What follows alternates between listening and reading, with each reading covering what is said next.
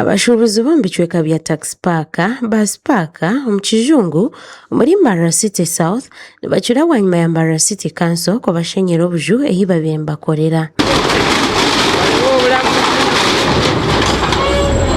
Mbarara City Council eriyo nekora ebikwekweto by'okuhenda obuju obukozire omu biti, obuju obukozire omu byoma oburi omu rurembo ogaisiraho n'okubinga b'okushuburira amahanda.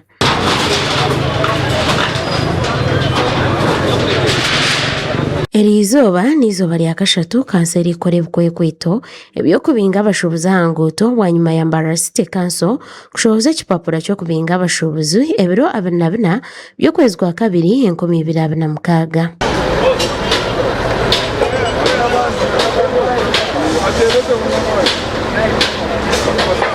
Abashubuzi nibajya mutu bakineho kuza kandi nibagira ngu abashuma babaasa kweyongyera ahabwa abantu kubura emirimo. Tufunyemu embeera etali nnungi naddala ebibanda byaffe, ofiisi zaffe, tulinamu sisitemu z'abantu, logbooks z'abakalanti baffe, kyonna bamutuse mumenya bumenya.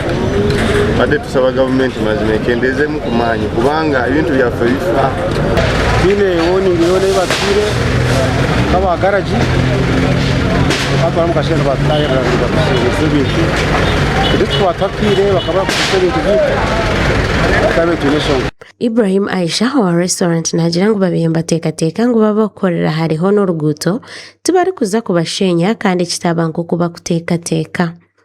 Tubari kusubira nti abakorera mu boni bagaya tulekerawo obulimba butwateekawo obwokufumbiramu emmere kubanga abakasitoma baba bazze ababaza okulya emmere bagamba nti eriwala bagamba eriwala so nga baagala basooke balya emmere baleke bagende naye kituguddeko bugwi.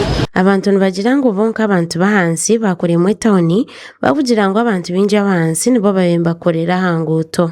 Uganda tuzira okunyizisira omukaanga kitwa abantu bahansi bariyo mbaterere mu tawuni ate k'abantu ayo biine emirimo yaabo y'emikono y'okukora omu rubaju rw'etawuni batiine sente z'okupangisa kumanya abantu ehi baraza mu insecurity yaza kweyongyera omu ihanga hamwe n'abokutaaha tumutandike kugura za helmet mugwe mutambure nazo ahabw'okuba abantu nibaza kuteera obutehingwa nibaza kukora n'ebindi. Ekyakabiri waba nooreeba orurembo itwe batugira ngu bakore ebi twabikora konka bebi tukubashaba nk'abebembezi babituheereza.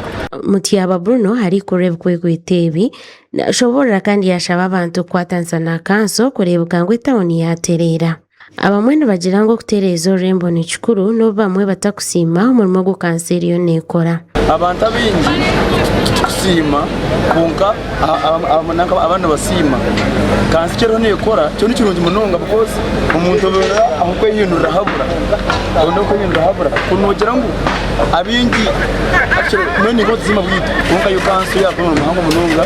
Mukuru w'ebyobushubuzi wa Mbarara City South Dickson Bakinduka nagira ngu abashubuzi b'embaho hamwe n'abebiharani bakiyo nibaganira nabo kandi obwa hati bariyo nibiyamu abantu abarikora hagati y'etawuni. Bageterire bakweta CBD Central Business District nagati y'ekibuga uko kwija kuruga muntu za katuku za kurara twarondayo abino kiosks.